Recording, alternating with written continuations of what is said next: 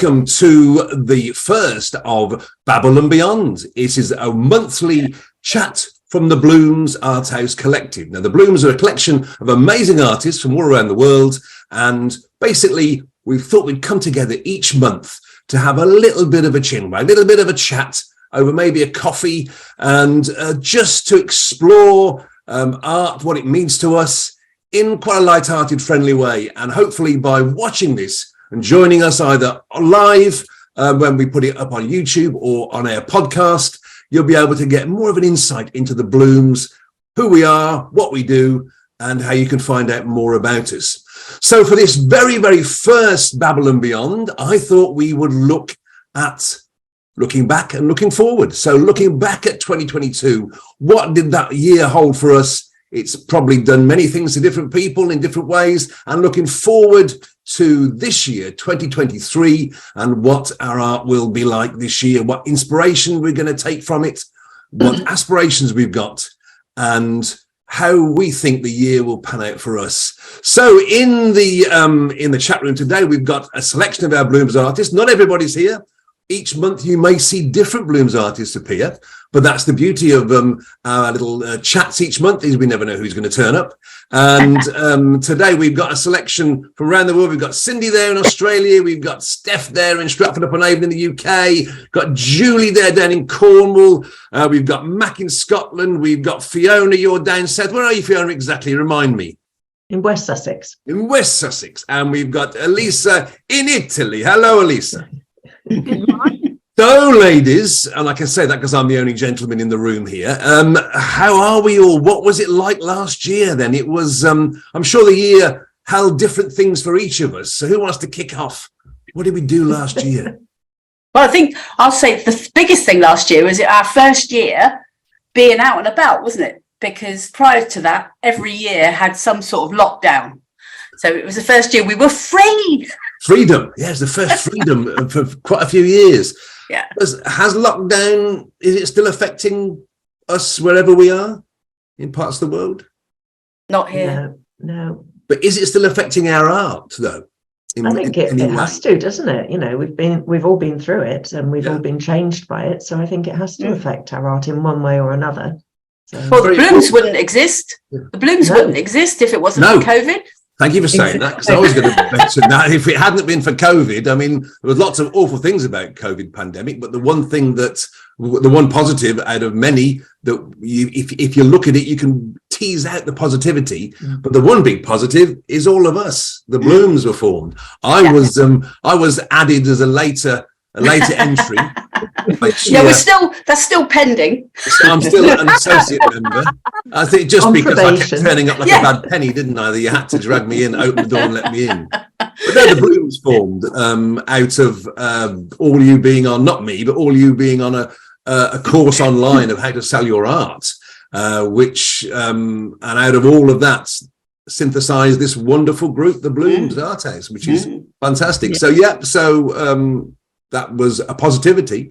But yeah, we are now, I think, slowly realizing that we can get back out into the world. The Bloomz have been uncaged. The Bloomz uncaged. I'm going to go to Cindy first, just because I love looking at your background there. I just love looking at the kangaroos bouncing over your shoulder. And I always, because you've seen more of 2023 than any of us. Haven't you? I have. About 11 hours more. I'm always first. Yes. Always first. Why we haven't asked you for the lottery numbers, I don't know. How was last year for you, Finn? I just want to point out, I don't get UK lottery numbers over here. I'm sorry, that's not going to help you guys. But how was last year for you, Cindy? What happened for you? It was good. My art went down a slightly different path with starting to bring in the spirit animals and painting people's spirit animals rather than me just painting the animals that took my fancy at the time all the time. And my art started taking on a more spiritual connection when I'm doing it. I started to include light language in my paintings more and more as well. And so, yeah. Straight away now, this is going to go off on a tangent because people watching and listening to this are going to go, what did she say? That's the way it's meant. That's the way it's meant. Light language. Don't gloss over this. Let's pick up on that in a little. Can you sort of encapsulate it briefly? Because I know about what you're talking about, because I went down the road with you to find my spirit animal, which was the most rewarding and amazing experience. But just tell us a little bit more about that and the light language. Oh, okay. So everybody, whether they realize it or not, has animal spirit guides around them. They're helping them and trying to help them, if only they would let them. We all have them. In the spirit world, they're there to help us. All we need to do is call on them when we need them. And they will help. And sorry, that's a cat trying to get into the screen there. Oh, that's fine. Oh, which one? Henry. Yeah. It's Henry. Oh, there he is. Okay. So I got certified in the Akashic Records, and that led me to guiding people to meet their animal spirit guides, which you, like you mentioned, Steve, have done, and met your beautiful panther. So that's one thing that I wanted to incorporate that in with my art. So guiding people to meet their animal spirit guide and then painting it for them was one way that I could do that and bring the two together.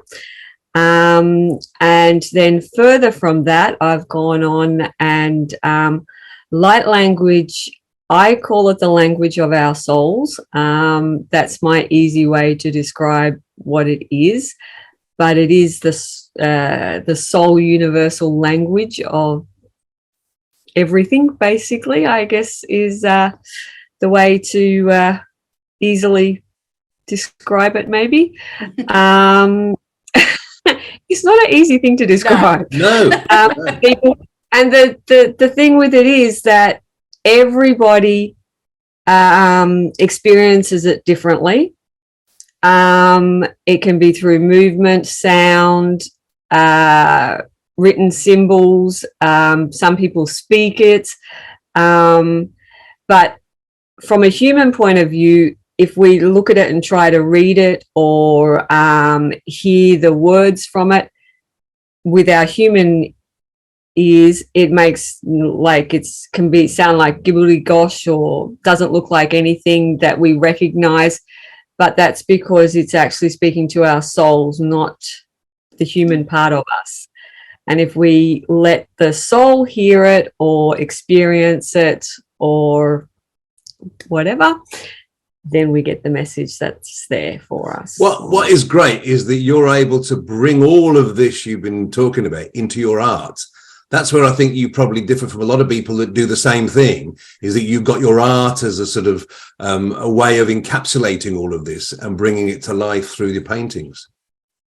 Yeah, I try to. Yeah, absolutely. Brilliant. You see what goes on in Australia, folks. We're so far away from it. I didn't realise all this goes on in Australia. Elisa, in Italy, my darling, how are you? How do we find Italy today? You may find snow today, so it's quite unusual to have snow in Rieti. But today, when I woke up, I saw that my car was covered by a thin layer of snow. So I had to get out 10 minutes earlier to, to dust my car from the snow. But that's okay. That's okay. So that last year then, 2022, how did your art progress? Did it change any? Just explain a little bit about what you do and how it changed. Well, I think that the last year brought me two big gifts. On one hand, the awareness that perfectionism may lead me to a nervous breakdown. So I decided to change, the approach to my paintings, starting more intuitively and, letting the portraits emerge from even an abstract background. So I studied a little bit about mark making and the use of color in order to express raw emotions in a raw way, instead of, planning from the beginning what to do in each step of my piece of art. And the second outcome is something which is connected to my, instinct of teaching. I am a teacher. So every single afternoon in my life, I've been teaching my kids. And this tendency to teach was, incorporated in a new line of my work, which is teaching people how to develop or discover, if they are not aware about, a creative language. Through mainly two ways. One is meditation, but a light form of meditation, which I prefer calling visualization, because I encourage people to, to find themselves involved in different situations, different environments, in order to get a visual inspiration. So you can literally see images arising in your mind, and you can then draw them, sketch them, paint them. And also, yes, working with the tools that they have on hand. So no planning, no many expectations about the beauty of the outcome, because it's not about the beauty and the pleasure of the outcome, but more of the process and more being aware and digging deep into the deep of ourselves. And Stephanie can tell something about this, because Yes. monthly sessions in the meditative artist cycle, which is stopping for 2 or 3 months, and then we will start again in 2023. Yes, Steph's really enjoyed taking part in your sessions, because she's very sort of literal, aren't you? Yeah, well, that's the thing, isn't it? We always, at the end every time, and obviously Elisa doesn't make everybody show what they've done, but if you want to actually share. And Elisa always has some fabulous, intuitive, interpretive, and I literally draw a tree. Every time, just a tree. But if it's a tree today, then I literally draw a tree with bits of, but that's just me, and I am that person, and that's the whole point of it, is you visualize through the same, you say visualization, and you see it differently with our own, and nothing's wrong, and it's quite good to let people just be freed by that. I think that's true about art in general, isn't it? There's nothing wrong with any type of art. I mean, people are so quick to judge a piece of art by a new artist, or maybe they haven't really understood it. It's the same as when I first met all the Bloomz. Sorry, Lisa. Yeah, that's why I think that the two aspects that I described are the same aspects indeed. So the stopping self-judging myself and teaching people how to stop, to guide them to stop judging themselves as well. Yeah, absolutely. Yeah. Fiona, on your woodland walk down there, it looks like. Stop to speak to us. Yeah, hopefully it'll be all nice and green again soon. Yes, of course. So what was 2022 like for you? Because you do both landscape and you also do animal portraiture as well, don't you?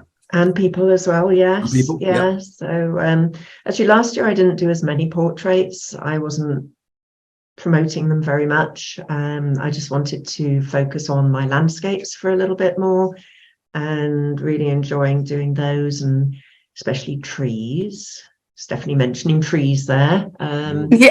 Yeah, I do love trees, and from my background, as you can see, that's the sort of place that I love to walk and just absorb nature, and feel it around me. So, and that's what I try to convey in my paintings, that beauty, and also I'm quite not crazy but passionate about the environment and climate change, and what we hopefully can all be doing in little ways. And, you know, if we all do small things, it adds up to bigger things. So, you know, we don't all have to be crusaders out on the streets or anything, but if we can all do what we can to help, then it's got to be better than just carrying on the way that humans have carried on, ruining this planet for And I think that has been more in our eyes in the last year, when we had in the UK, we had the hottest summer on record, I think. And, you know, some will say, well, that's just a natural cycle of things. But as you mentioned there, it's the little things that we can do. And I suppose art can help as well, because you can portray in your art about the climate and everything. It's just that constant awareness that people need about what's going on. You're not going to ram it down their throats. It's just making them aware. Because I think some people, when things get rammed down their throats, they back away. I mean, I certainly do. If somebody approaches me in the street and demands that I don't know, become a vegan or something, I would totally go to McDonald's and get a burger. Whereas, you know, it's a difference between being aggressive and it's the difference between being aggressive and actually starting a discussion about it. Because more often than not, I learn something when I talk to somebody who tells me about issues I'm not aware of, and you think, oh God, I didn't realize that. But the moment someone's aggressive, you stop listening. But it's always the way the message is delivered. Sorry, Fiona. It can just be little changes, you know, like using less plastic, reusing things. You know, I try and, if I've got something, I try and reuse it at least once or twice, rather than it's just a single use thrown away. And obviously there are some things that one wouldn't want to use twice. We won't go into that. And also, you know, with my art, trying to just make people a bit more aware of the beauty of nature as well.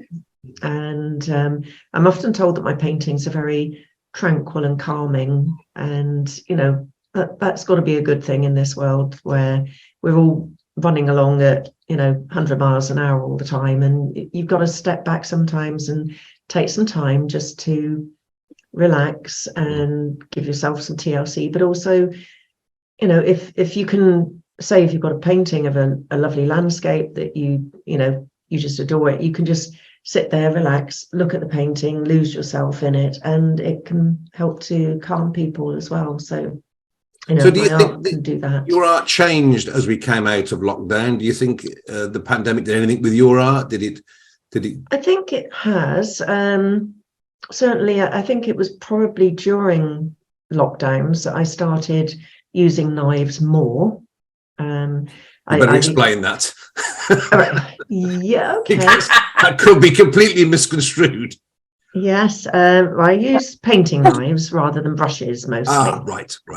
And especially, I work in oils on canvas, and I much prefer a stretched canvas with the knives because it's got that spring to it, and you can move the paint around more. On a board, I can work on board, but it's not as, you know, for me, it doesn't work as well. So I started using painting knives, and even did some animals with painting knives, some dogs, which have been quite successful, I think, judging by reactions and sales. Haven't tried a person yet. I'd quite like to try a person with a knife. I think it needs to be someone with a bit of a worn-in face, should we say? You know, because then you've got the excellent, Steve. Well done. I can sit for hours like this. Doze off, but I can sit for hours like that. But you know, for a baby, you want something really nice and smooth, and a knife may not be the best thing for that. But I do tend to use brushes for portrait commissions. Still, people seem to like the more traditional looking style of portrait. So I've got one of those that I'm working on at the moment. Just done a couple of others. So I'm not sure yet whether for this year I'm going to promote commissions more. I do enjoy doing them, but I also love doing the landscape work. So I think my work has changed. I think it's become maybe a bit bolder in some ways. And of course, I got into using gold leaf. Yes, you did, didn't you? Yes. Yeah, so gold leaf has featured in quite a few of my works now, and I just find it adds a richness to a painting and that glint. And I know I've said it before, but when you see the work in different lights, or you angle it differently, it changes with the gold leaf behind it. I tend to gold leaf the whole canvas and then paint on top of that. and it can really change the look of it. And if you see it in a low light, it can effectively, it sort of throws the paint into silhouette.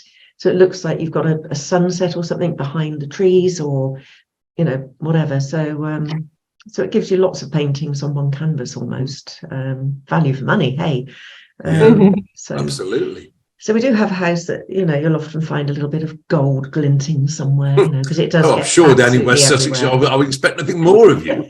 And you probably get your own gold mine in the back garden. Well, no, actually, it's behind the east wing. Oh, the right. west wings. Yeah. Let's travel up to Bonnie, Scotland, and talk to Mac up there. Mac, Good. how was last year for you? What did 2022 give you? Well, apart from doing my art, I've been exploring my spiritual side, and also, of course, being able to do performance. So at the beginning of the year, I went to Cove Park, which is part of a residency scheme for creatives that come from all over the world. And we developed some performance work there for the Flames, a group that I belong to. We did our showcase performance of the Flames at the Centre for Contemporary Arts in Glasgow, which was fabulous. For my spiritual work, I've been exploring that even more, and I learned Holy Fire Reiki. And I can't remember when I did Dragon Reiki, but I'm not quite sure if it was late 221 or 222. I can't quite remember when. So I learned Reiki. And I've been incorporating, I'm thinking, how do I incorporate that with my work? For those who don't know my work, I use chewed gum as a really odd medium to work in. But I'm thinking, you say it's odd, but I don't think nowadays anything like that is odd at all. It's a different medium to work in, and I've learned that by meeting all the Bloomz artists. I mean, we'll be talking about wax in a minute with Julie. It's just another way of expressing yourself, and you've chosen, through health reasons, you probably will let us know about that, to use chewed gum. But already we've got this theme that seems to be coming round the table here of the spiritual side. In all of us, we've been talking about getting more meaning into the art. Sorry, Matt, carry on. No, it's quite all right. Yeah, absolutely. And I think the spiritual side is kind of filters through the Bloomz. But as we influence every single person, I think Bloomz influences each other, which is wonderful because we'll learn from each other. But and it's what I was trying to get at is how can all of my experiences with my performance work, with my spiritual work, and doing my artwork, how can I integrate that with my you know, the physicality of making a particular sculpture or installation. And part of last year, I was reviewing some of my work and looking at the experiments that I did. And I love the experiments because when you're experimenting, they tend to be quite quick, whereas my chewing gum stuff tends to be really slow. So it is a challenge to keep consistency and motivation coming up and things like that. So I'm going to explore that a bit more, and I'm not quite sure where it's going to go. But in trying to think about how to incorporate the spiritual side, I have used crystals, and I've crushed them or included them in a piece of work. But as I explored that more, I found out that our bodies contain crystals. They're throughout all of our body, and of course I use saliva. So all of my work contain crystals, which I can tune as in a tuning fork to a specific frequency, and I can attune it to Reiki for whoever is going to buy it. Wow. Or have it in the property. So it's going to be another level of what an artwork can do, but I'm not quite sure how that's going to go. Yeah. So I'm still in that uncertain phase, but I quite often am in that uncertain my face until I finish a piece of That's work. the thing about a developing art form, is that the excitement is you don't really know where it's going to go next. I think it's true of all of us. We don't really know where art's going to go, but with you, you're finding out more about your art as you progress, like all of us do, I suppose. But you, again, the spiritual side is coming into there, the crystals and everything. So it'd be really intriguing to see how your pieces develop over the next few years as well. Absolutely, yes. And how on earth, and how on earth I'm going to get the performative aspect onto it as well. Oh, you'll manage that, I'm sure. If anybody's going to do it, it'll be you, Matt. If anybody's going to find out how you can perform with it, we're expecting big things from you. And then I'm going to make very tiny sculptures. You're always the one to surprise us with whatever. And another surprise, of course, is what we get from our encaustic wax artist, Julie.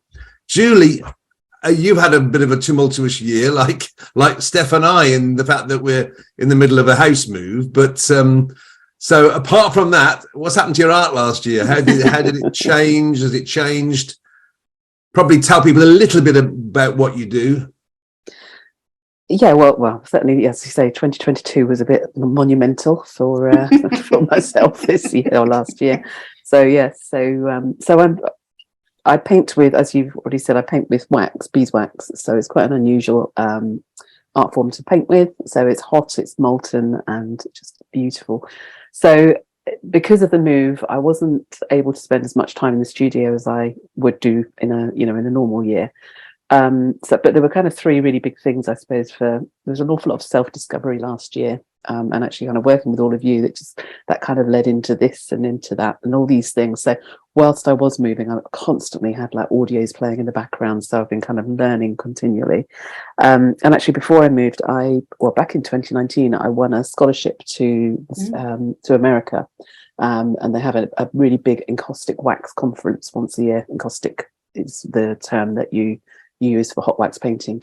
So I'd won this scholarship, and obviously went into 2020 and everything stopped with COVID. So I was actually able to go last year, and it was just amazing. It's absolutely just fired me up again. And then I kind of came back, and then we pretty much more or less went straight into the move. So I've got, although I haven't actually been producing finished pieces of work, where I've had a few minutes, I've kind of been practicing little bits. And so I just feel as if I've got lots and lots of layers and extra levels to pull into new artwork.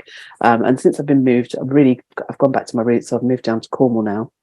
So I was in Hertfordshire in the UK, and I've moved to Cornwall down on the southwest, down on the coast. And so all those coastal elements, I grew up down here, and it just really feels like I'm back home. And, I go for a walk down on the beach, and it's just, So I can just feel that all of those different elements that have kind of happened over the past year are really kind of beginning to pull in, and a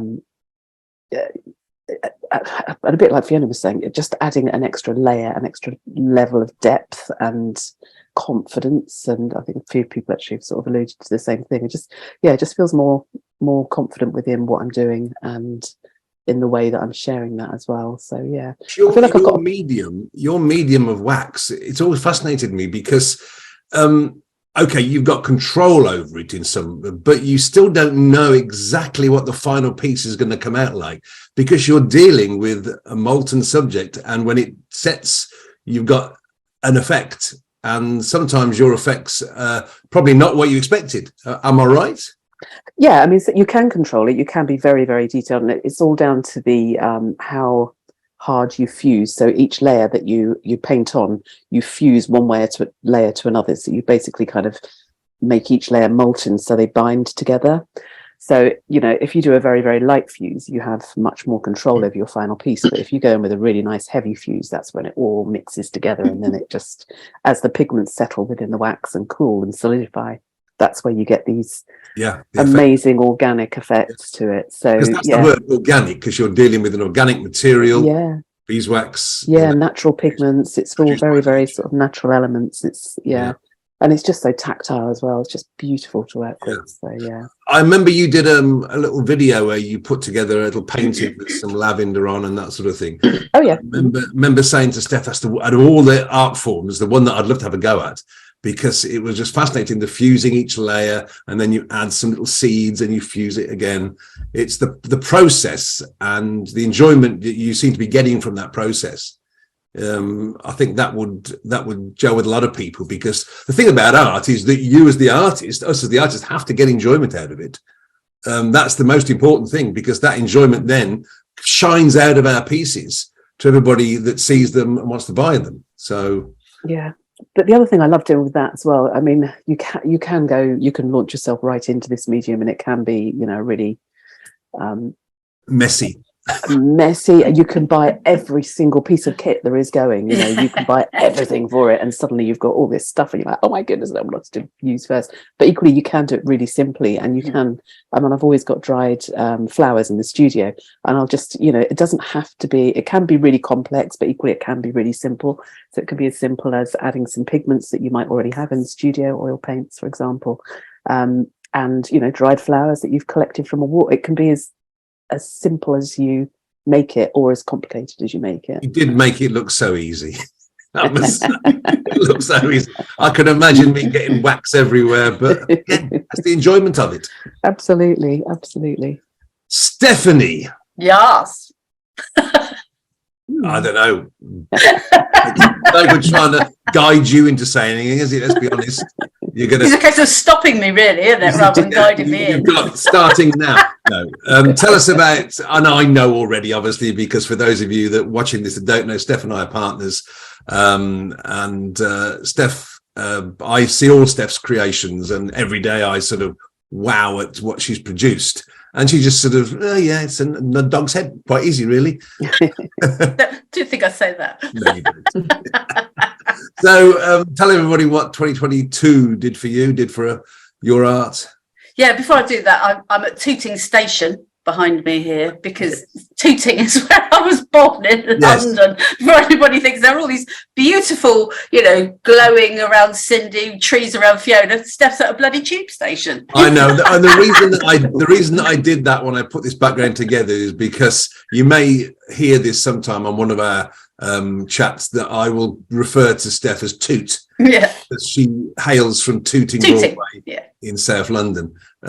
So I thought an appropriate background would be her home railway station. Anyway, off you go. There you go. So I'm Fibre artist, and I create mainly animals using the needle felting technique, using wool mainly, but can use any type of fluff, let's call it. And actually just latching on to Fiona saying earlier about, the eco and making people aware of what they can and can't use. This year, I've been looking at the vegan side of things and kits. And once again, not from a crazy perspective, but from an inclusive perspective, because there are many people who they may just be allergic to wool, to be honest, or they've just made a decision that they do not want to have animal products in their life. And so I use recycled plastic bottles, which comes out as fibre as the core, and plant-based, and even bio-nylon for colours and things. And so I've been incorporating those into my projects as well. So yeah, it's very inclusive. And this year I've been not just looking at creating pieces myself, but also teaching others and bringing out kits. And it was the vegan kits, and that was how that came about with the vegan introduction. But I found with 2022, because previously, like we all got together in the pandemic, where I felt then I was very much looking inward and like, what am I doing? Where's my art? It felt like for 2022, it was like, and we're free. And now I can spread my wings again. And I think I did very much, look at what I was creating in 2021, and then very much more now. Well, now I'm creating, but I'd like to teach, and I'd like to do this, and it's almost like been allowed to spread again, and that I think describes me of 2022. 2022 is also the year of the tiger, and I was born in the year of the tiger. I thought you might mention that. Cindy has a soul animal of a tiger. So we've got a bit of a tiger connection thing going on here as well. But we are about to go into a new year of the rabbit, aren't we? So, which is a whole different vibe, apparently. But what I've noticed is that nearly every single day you will have a new idea that you need to pursue. Oh, at the moment. Oh, God. It's great because these can come out of strange things. We've been, obviously, we're moving house as well. We've been selling stuff and people have been coming to the door to collect things that they bought on Facebook off us. And you work in the front room there. We've sort of set up you a little studio in there facing outside, and you were working on somebody's dog, weren't you? Well, because one of the things that I do is I've created teddy bears, which is where I started. I started off with teddy bears and then went into needle felting, where I created whole sculptures around armatures. And these are articulated teddy bears with movable. And because I started there, I've got a couple of clients who still come back to me. And one of my clients always wants me to make her pets, but as a bear. So we call them critter bears. And so I was making her Labrador, and had it on the desk. And a lady came to the door and was like, "Is that a dog?" Yeah. So can you do my dog? And it's like, it just steamrolls from there, doesn't it? And then they put it up on social media, and suddenly I've got 3 little heads here. So at the moment. Yeah, but she put it on. Hers is a terrier, isn't it? Border terrier. Border terrier. Yeah. That's a new area that you didn't think, and that's really taken off now. That's only a zoom off that way. Yeah, lovely. And and once again, people want to be taught how to do it, and we can obviously do it in person. But the nice thing, one of the nice things which came out of the pandemic, is we very much learned how to do a lot of it online, and people are much more open to that as well. I think we look online for things a lot more like that, and for a full course, rather than thinking, is there someone locally that I can do that with? We find an artist and think, how can I learn from them, even if it's online? And I just think that's more of a natural way to go for people now, which is brilliant. I think it's changed the whole perspective of how to learn about art since the pandemic. In that now you say so many Zoom courses and online courses and video courses you can download, but anything that gets people creative has got to be a good thing. And I think the online and the kit creativity market really boomed, didn't it, during the pandemic? Which is wonderful, because those people that started any form of art then hopefully would have been inspired by it, would have been excited by it, would have shown their friends. And as long as they don't expect to be as good as everybody else straight away, it's a process. I mean, people that you, Steph, that have seen your needle felting and are probably a little bit reticent because they see how wonderful your pieces are, and they're starting off doing a little roast. It goes back to what you were saying, is it's about the enjoyment of doing it. And I think, and one of the great things about a lot of what we do, and certainly with needle felting, is there's a craft element, and then it does at some point turn into art. Now, some people just want to stay with the craft because they just love doing it. But like with all things, we get frustrated if we see something and that's where we want to get to, and we can't do it immediately. You know, our hands up, I'm equally that person. But it's just trying to encourage people to enjoy the process, you know, and not get frustrated. As Elisa said, perfection, forget the perfection. Let's go with how you feel. And, you know, and it's like half the reason my pieces take so long to do are because I'm trying to get into the feel of the animal that I'm doing, because I can't just say, oh, I'm going to create this dog now. You sort of think, right, let me find out about this animal. What's their personality and how's that going to, and that takes time. And sometimes you're just not in that zone. And you know, we said earlier about we'll bounce off each other and saying about ideas coming. I mean, after the Bloomz, we get together every couple of weeks and chat things through.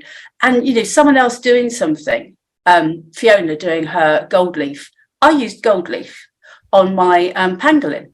And so I'm immediately, oh, Fiona, what type of gold leaf? How does that work? How can I make that work onto my medium? And we're always borrowing off, and we inspire each other. It's just amazing how we just bring, and you wouldn't think so, because of, I say, our different mediums are also different. I do actually use beeswax as well on some of the claws and things that I, you know, but we have this kind of, oh, where'd you get that from then? And, you know, suddenly we're experimenting. I mean, Mac's experimenting all the time, obviously. Well, I think it is rare to find a group of artists. I mean, there are lots more people on that initial course that you all got involved with, but sort of there were the core of you that sort of gelled together, and as you said, Steph, bounced off each other. And the person who suggested it all was Elisa, because Elisa wanted a collective, and the reason the word Bloomz, it comes from the Bloomsbury group, who were a collective of artists, and Elisa was the one. She goes, I need a collective, I need to be able to bounce off people, inspire. So she suggested it, so we did. All of us originally from the course went, oh okay, but obviously, as with all groups, not everybody wants to stay in that group, and we've ended up with 7 of us, haven't we? And then you as well, Steve, as the pending person. I feel like a cuckoo sometimes. Well, on the website, we've got ass next to your name, haven't we? I know, only because you couldn't fit associate in. Yeah, I think that's why. But what you said a moment ago, Steph, about the craft becoming an art is really how it happened to me, because last year for me was a little bit different to you, because you were able to carry on doing your fibre sculpture, but because I create sort of character lamps out of pipe fittings, or I sort of was in tears when all my workshop was put into store a few months ago, when we thought we were going to move 2 weeks later, and we didn't. And that was in October the 12th, the day I remember. Everything went into store, and all my loving on his heart.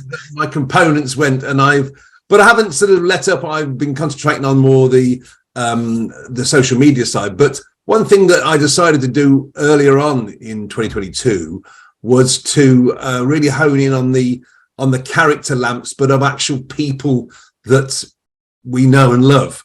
So actual people like Jimi Hendrix, like Slash, and certain sports people and musical people, and the commissions that I do are of people who send me a photograph of somebody that they want in lab form. So it's picking out those little details. So although I don't try to be a perfectionist, it's hard when I'm trying to find those little elements that someone can say, oh yeah, that's Bruce Springsteen, and it's the way it starts and everything. So last year I learned to sort of hone in on what makes my pieces real art, rather than be a nice crafty lamp. So I've sort of started to do that now, and I say I've had to stop, but there's lots more that I've got in my head that will be coming out. So I'll probably lead on to that as we go around again, to think about what 2023's got to offer for us. Well, for Steph and I, we've just got now a tentative time when we'll be moving house. So let's calm down. So in our new house in Wales, which for those of you that don't know is a separate country to England, a principality, a part of the United Kingdom, we're moving there, and we're having 2 art studios built in the garden. But already I've been thinking, it's a new start. I mean, anything that shouts new adventure for my art, and for Steph's art as well, as she was telling you shortly, will be a legitimate time to think about how I can change things. So I'm going to change. One thing that I'm going to do is I'm going to start to offer online courses for people to build very simple pipe lamps. You can get the components quite easily from the local DIY shop, but it's just talking through the little nuances that make another pipe lamp into something a little bit different. And it can be just a little twist of the pipe to get it into a certain angle, so it looks more like a leg or an arm or an elbow. So I thought, people often say, do you do courses with it? And no, I don't. I thought, why don't I? It's because really I hadn't got a suitable studio in which to do it, but now I will have in Wales. So that's what I'm looking forward to for this year, is first of all getting settled in our new home, getting our studios built, getting all the lovely new equipment that I want in there, and the workbenches how I want them, and then let's just see what happens with my art. Cindy, what does this year offer for you? Any great exciting things on the horizon? I am going to be taking my art and with the spirit animal side of things a little deeper. I already have had the call to incorporate more of the like the soul warrior of the person as well as their spirit animal. Right. So I'm going to be investigating where that leads me more. Apart from that, 2023 seems to be the year that teaching gigs have been offered up a lot more again. I used to teach a fair bit pre-COVID, and that's I've been asked to do several different things already for 2023, and even been booked up into 2024 now. So that's coming back with a vengeance. And I'm also looking at rerunning or restarting to run art retreats again. I used to run them a couple of times a year pre-COVID. So I'm looking at doing a couple this year as well. So very exciting. Yeah, it's always nice when we start a new year, isn't it? Because you can think, right, this year, what am I going to do that's different? And you've got so many opportunities of what you do. And of course, you also work in a zoo, don't you? You also do volunteer at the zoo. What inspiration that must give you each day you're in there. It's my happy place. Oh yeah, I tell you what, I'd be absolutely thrilled to bits to be just visiting a zoo, because the animals, do you find, because of your involvement in the spirit animal side, do you see animals differently when you look at them in the zoo now?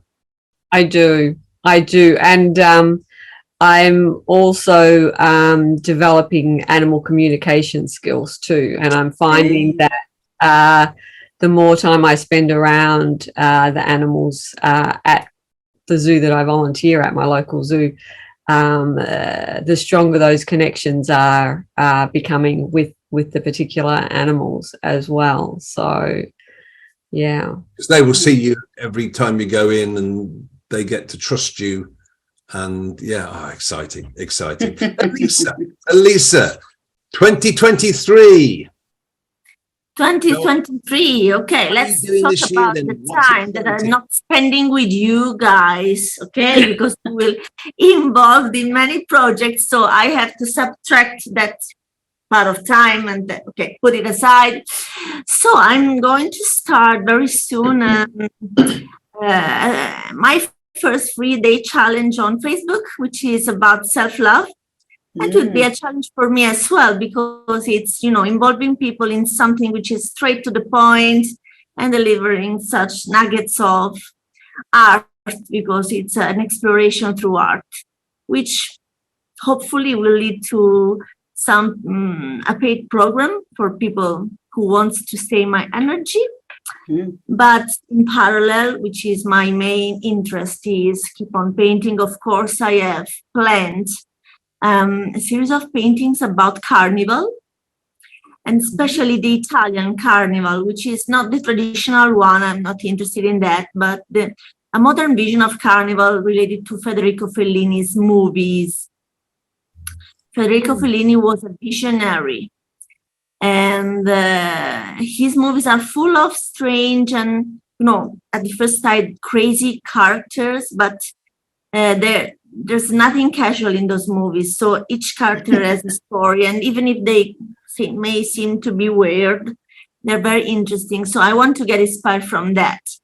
And I will launch this collection in our Bloomz Year event in April. And what else? Let me check. Oh, yes, I have my Pongos figurines in clay. Yeah. So I will keep on shaping them as I have time, and promoting the tiny stuff of my cat all around. Because the thing that I've always found about your art, because you do figurative art, and you really do paint someone's soul. You paint the soul of the person that you're painting, and when you look at your art, it really does speak to the person viewing it.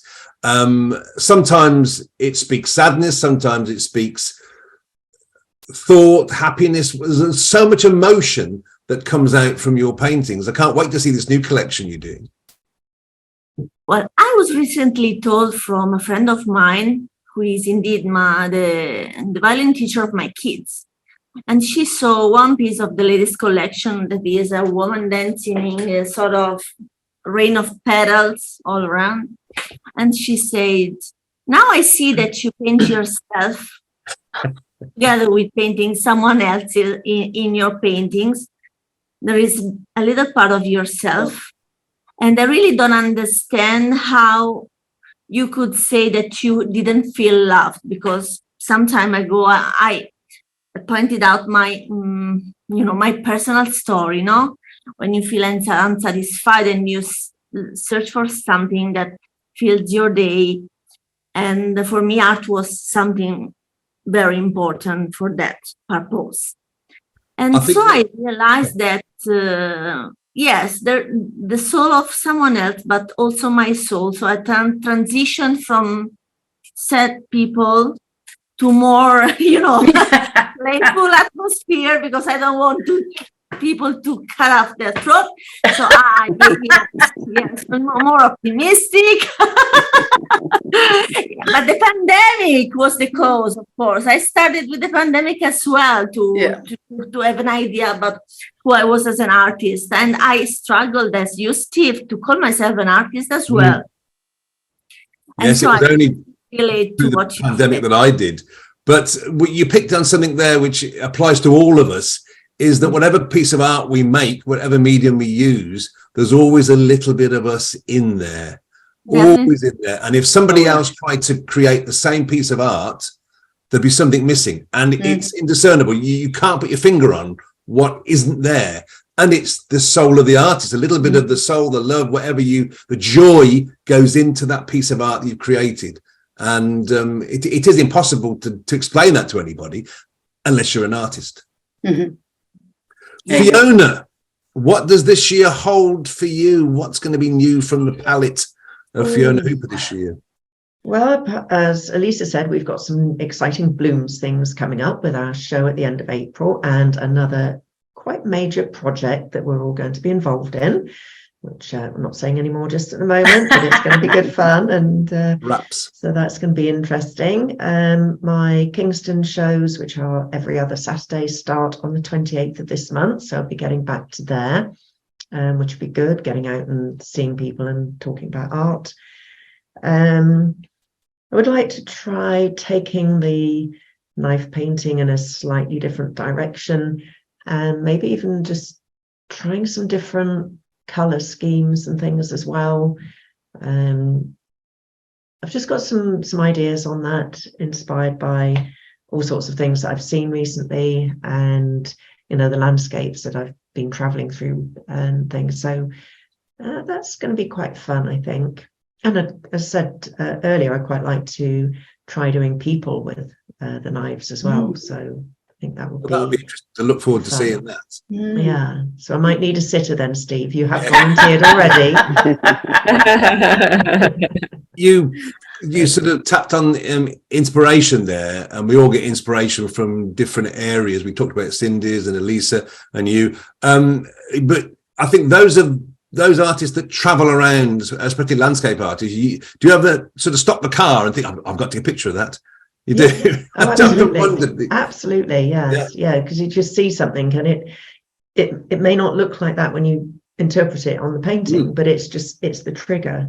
So something else is, I'm being asked when my next book is coming out, because I had a major project towards the end of last year with a new book of poetry and art, with my art, some of my poetry and guest poets' poems as well. And my answer to that is I'm having a few months break before I start thinking about another one. But we did that one in aid of Alzheimer's Research UK. So we've raised a really fantastic sum of money to send them for that, which has been brilliant. And I just did it's based on my weekly live Facebook shows, which are on a Wednesday evening at 7 p.m. UK time. And this week was my 90th show. So I think there needs to be something for the 100th show. Yes. Some Yes. special Oh, yes. celebration Yes. for that. So, Maybe a very, very special guest. well, who knows? Yes. So I can do limericks. But can you do reasonably clean limericks, Steve? That's the question. There once was a nun for me, right? No. No. Best leave No. me alone. Yeah, So, leave you out of it, I think. Yeah.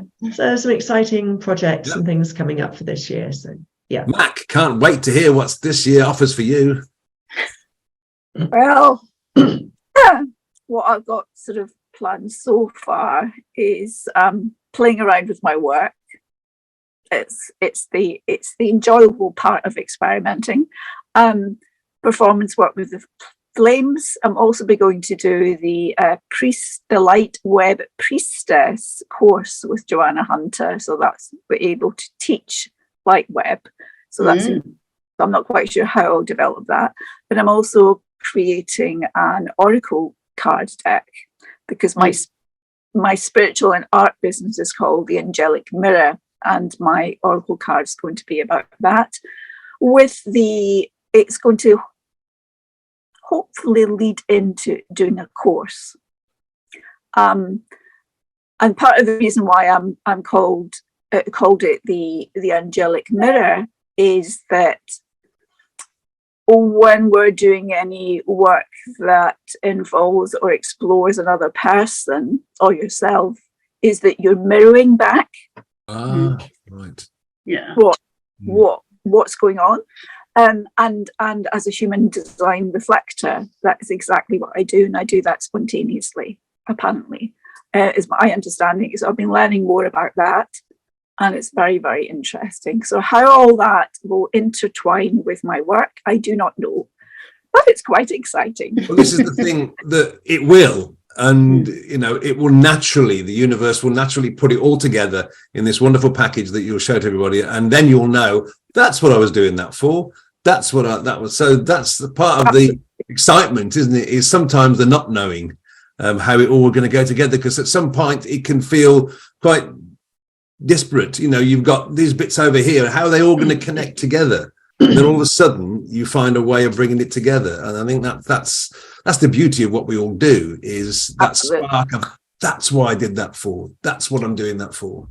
And be okay with the not knowing. Yeah. Yes. I think that's what a lot of artists struggle with sometimes when they're starting off, is they worry about the journey, but just concentrate on the destination. You'll get there. Just concentrate on the destination. The journey will sort itself out, I think. Julie, your journey for this year then, where's it going to take you? It's took you down, last year took you down to Cornwall. Did you stay there, or you decided to come back up? No, I'm here for now. Right. No, my intentions for 2023 so far, well, I've always got 6 million projects on the go all at the same time. It's like I'm in the kitchen, I've got a pot here and one there and two there and so that's just standard with me, really. It's just the way I work and how I like to create. But yeah, I'm gonna already mentioned the Bloomz show at the end of April. I'm intending to really kind of create a new body of work there, but taking how I feel when I'm down here in Cornwall and incorporating that into new work. I'm playing with, so there's a technique called photo encaustic. So I've mentioned I'm doing quite a lot of photography, but also incorporating that into my encaustic work as well. Oh, interesting. And then also, so there'll be kind of two prongs to it, really. So, but yeah, so definitely kind of a Cornish inspired selection of a new collection. Photo encaustic. That sounds really interesting. Yeah, it's a beautiful technique. It's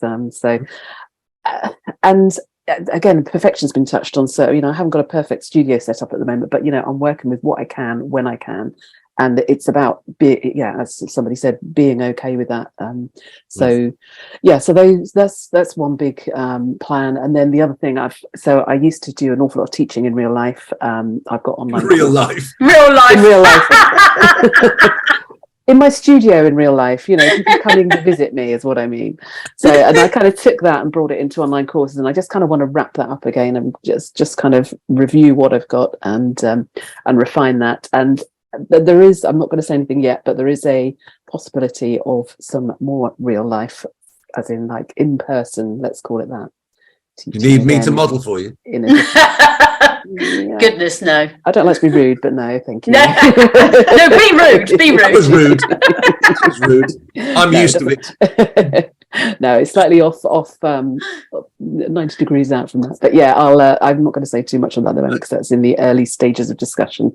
But yeah, so it's exciting. Lots of things in the pipeline coming up. Yeah, another one with a messy studio. Steph. Yeah. Oh, absolutely. Yeah. It's funny, isn't it? How some of it's definitely more messy than others. Yeah. And I always also like to have many things on the go at the same time. And I'm also a bit of a last minute Charlie. But there you go. What have you got on the go this year? One thing that actually just suddenly sprung to mind as Julie was talking there about being affected by, being in Cornwall. One thing I don't know, because we haven't actually moved yet, is how I'm going to be affected by Wales and our environment and everything around me. So that will be interesting to see how that permeates what I actually think I've got planned. But very much for me, 2023 is there's two sides. There's my originals that I do, and then there's going to be my courses and my teaching and my kits. And I'm very much going to treat them as two different things. I've started, I always feel like I'm having to be a bit more grown up in my business. And I've started a course which is teaching me how to properly launch my kits and things like that. And so that is going to be me in 2023, which is doing things properly rather than throwing it out there and seeing where it lands, which is pretty much the style really, to be honest. But yeah, trying to incorporate. And also one thing that Cindy was saying about connecting with the animals, one thing I did do in 2022 is learn to do some channeling. And what was really interesting was when I was channeling is how it affected Milo, our cat. And when I got to a particular point, he ran in and howled at me, jumped up and just laid on my feet. just sat there and everything. I was like, okay, fine. Yeah, things like that. Love that. So maybe attaching a bit more of that. But yeah, I mean, it's 2023 is going to be a good year of the rabbit. Apparently we were told when we did the Bloomz this week, that is for people doing many things all at the same time, isn't it? Is that what you said, Mac? People, Yeah, fertility, creativity. Yeah, absolutely. You can't get more fertile than a rabbit, can you? You'll see lots of those in Wales, I tell you. You'll see lots of those. Yeah. So I'm going to hand over to you now, Steve, but I'm also going to say we did introduce. Yeah. You did get connected a bit more to spirituality. I'm thinking Mike Dooley. I did, because I've always had an open mind about everything, and I think it really probably started with Cindy and the spirit animal. In that, Steph's always been talking about the universe and trust to the universe, and there's no such thing as don't jinx it, because that doesn't exist. You just got to think about what you want, and thoughts become things. That's the sort of mantra. And I sort of not struggled with it, but I heard it so often, bashing in my ears from Steph every day about it. And then she bought me, it was my birthday, I think you bought me. No, I just randomly bought it. A series of these modules from this wonderful chap called Mike Dooley, who teaches you about the universe and how it is there for you, and you just got to ask what you want. It's not in a selfish way. It's just that we all deserve what we deserve. We're all here for a purpose. And once I'd listened to that, I mean, it's funny because certain people explain things in certain ways. And I'm a wonderful person for an analogy. I love an analogy. And the analogy that Mike Dooley uses quite often is about them. Imagine the universe is like a GPS. Trust it to get you to your destination. Don't worry about how it's going to do it. There'll be lots of turnings and dead ends and roadblocks on the way. Forget about those. The hows, the wheres, the whats don't matter. What matters is that you just got to imagine that you are where you want to be, with abundance of wealth, abundance of love and happiness, and good health and everything. And the universe will get you there. And of course, now on days, I'm actually saying to Steph, trust the universe. Trust Yeah. So You're lecturing me now. yeah, I'm lecturing you now some days, but it's something that I'm going to continue for 2023 in more detail. I've signed up to a couple more courses of his that I've got waiting in my inbox now to start on to. We of course mentioned about the new adventure in Wales. I'm going to be doing my courses, but I'm also going to be doing a lot more. I've missed the whole lives on social media because I mean, I've still been going and doing lives, just talking about life in general, but there's nothing better than talking about the piece of art you're working on, inspiring people, getting ideas to people, and then putting them into practice. I haven't been able to do that. So that's one thing I'm going to do more in 2023 is to go back to doing the lives. Elisa too. Because it's lovely. I mean, I love doing lives on Instagram, and it's just so nice to bounce off other people and to get other people's reaction to things. And you never know who's listening and what they're getting from it, because that was something where I received a letter this year from somebody, and it was when I'd actually done some work for Jo with the Crafted Kit Company, and I had to go in her place to do a promotion on one of the craft channels. And this lady was she's not completely blind, but partially, and it inspired her to take up the craft, and it's meant so much to her.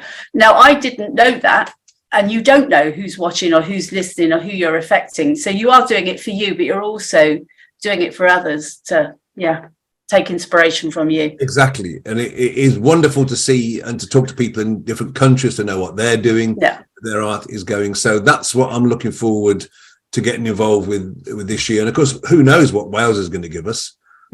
I can see Steph opening a craft community where she has courses going on, and I'll make the It's called the Fibre Alchemy School. Just the Fibre Alchemy School. And I'll be doing brownies each week and cupcakes and that, and making the tea and coffee for all of the ladies and probably gentlemen who will be doing the needle felting. So no, it's going to be an exciting year this year all round. And I think that's, as we touched on before, it's the not knowing, which is quite exciting if you can accept that and trusting with it. So I think we need to round this up a bit now. It's been a great chat today. It's the first of our Babble and Beyonds, and I think that hopefully we've given you all a flavour of the sort of artists that we are, and even the members of the Bloomz that aren't here. We're all the same. We just chat up like this. There's no airs and graces. There's no edge to us. We help each other out. And I think whether you're involved in a collective or not, if you're an artist or you're thinking of getting into art, remember the thing is to share your enjoyment, share your techniques, share what you've done. If you think it's not good, still share it, because it's your piece of art that you created. And that is the most important thing you can do, is to create something and then share it with the rest of the world.